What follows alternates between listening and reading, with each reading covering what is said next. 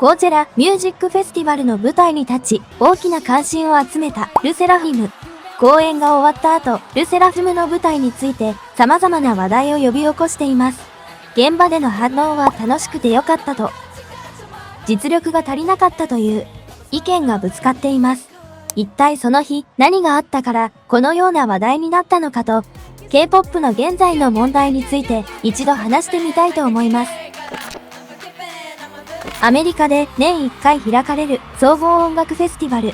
コーチェラバレエミュージック&アーツフェスティバル。北米地域で開催される世界最大の地位を誇る音楽フェスティバルで、世界の音楽フェスティバルの基準となるフェスティバルとも呼ばれています。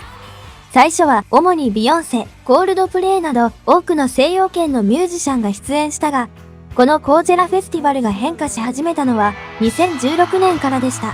世界的に K-POP アイドルの人気が高まり、2016年から韓国のアイドルを含め、様々なジャンルの韓国のミュージシャンも招待されました。YG エンターのブラックピンクを先頭に SM エンターのエスパまで、コーチェラで公演したアイドルは大きな話題を呼び、大きな人気を博しました。盛大に開かれた2024年コーチェラミュージックフェスティバル。コーチェラにもう一つ大きな人気を集めている K-POP アイドル、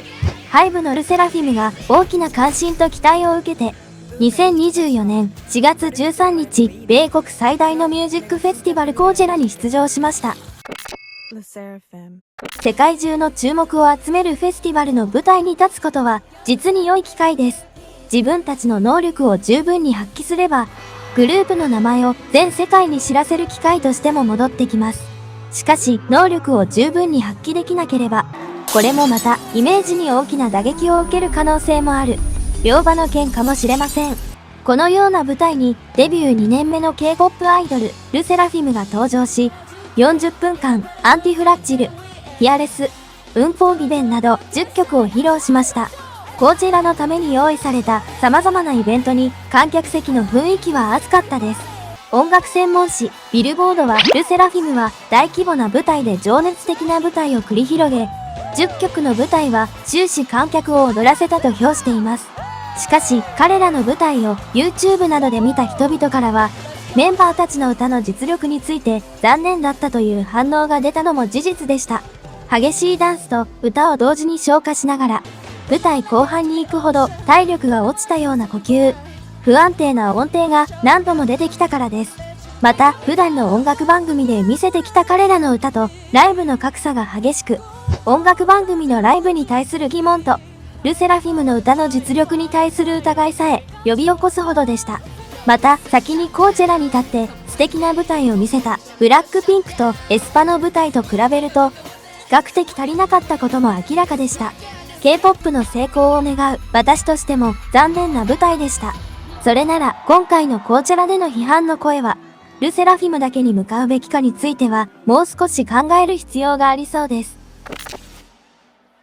ルセラフィムが所属している会社について調べてみましょう。ルセラフィムの会社であるHYBEエンターテインメントは BTS が属している会社としても有名です。HYBEへの社名を変える前にビッグヒットエンターテインメントは2005年バン・シヒョクプロデューサーが設立した小さな会社でした。しかし多くの困難を乗り越え、現在は韓国の4大芸能事務所に成長しました。もちろんその中で一番大きな役割を果たしたのは BTS の成功です。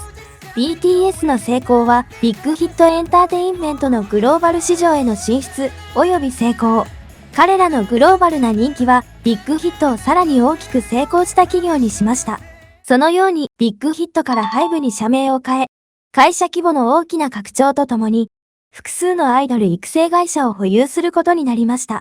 それはルセラフィムをデビューさせたソースミュージックとニュージーンズアイレットをローンチしたオドア。そして一番最近買収したセブンティーンが属している会社プレディスエンターテインメントです。2023年にHYBEエンターテインメントを韓国の4大芸能事務所に成長させた BTS が活動を中止し、多くの人がHYBEの今後の横風を心配していました。HYBE の最大の存在だった BTS、彼らが帰ってくるまで HYBE が生き残れるかという尊拝の話まで流れました。しかし HYBE の力はそれほど弱くなかったです。傘下の会社、ソースミュージックのルセラフィムのデビューと成功、アドーアミュージックのニュージーンズのデビューと成功が、いわゆる大ヒットとなり、BTS の空白をある程度埋めました。また、2020年にセブンティーンを保有しているプレディスの買収と、ニュージーンズの後輩アイドル、アイレットまでデビューし、BTS のワンマンチームだった HYBE は、代表的な韓流芸能事務所として、さらにグローバル市場で成功を収めました。BTS の空白が危機として捉えられたのか？あるいはトップエンターへの成長を狙ったのか？私たちはHYBEの意図まではわからないが、彼らの歩みについてはわかります。HYBEのアイドル育成システムのもと、傘下の様々なアイドル会社で、カムバックとデビューが引き続き行われているのがそれです。アイドル工場という汚名を着せられながらも、引き続きカムバックとデビューが続いてきました。しかも、その周期もだんだん短くなる傾向です。問題はそんな中、ボーカルの実力をめぐる議論が続いていることです。ルセラフィム、ニュージーンスが音楽番組で1位になった後、アンコール舞台でのライブがとても下手だったとか。アイレットもデビューたった8日で音楽放送1位という記録を立てておいても、アンコールライブでの大衆の感想は残酷でした。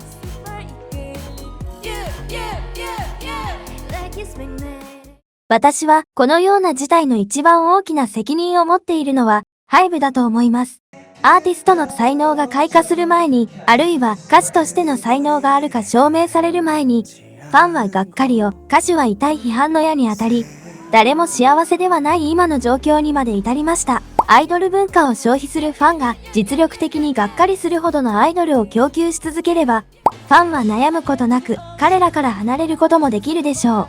さらに、現在人気を集めている K-POP 市場で韓国アイドルの実力を下向き化させる。このような実態に、人々はむしろHYBEが K-POP を代表する会社だという責任感を持っているのか、ただ目の前の利益にファンとアーティストを犠牲にするのではないかと疑う状況まで来てしまいました。K-POP アイドルの中にはもちろん立派なアーティストが多いです。そして彼らが韓国を超えて全世界の人々から大きな関心を受ける理由は彼らの音楽とパフォーマンスの素晴らしさです。エンターテインメント会社はもうアイドル工場と呼ばれながら利益ばかり追求するのではなく K-POP 全体の成長を即得るアーティストを育成する必要があります。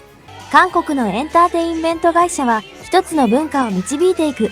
リーダーシップと責任を持たなければならないという個人的な見解を伝えながら、本日の映像を終わりたいと思います。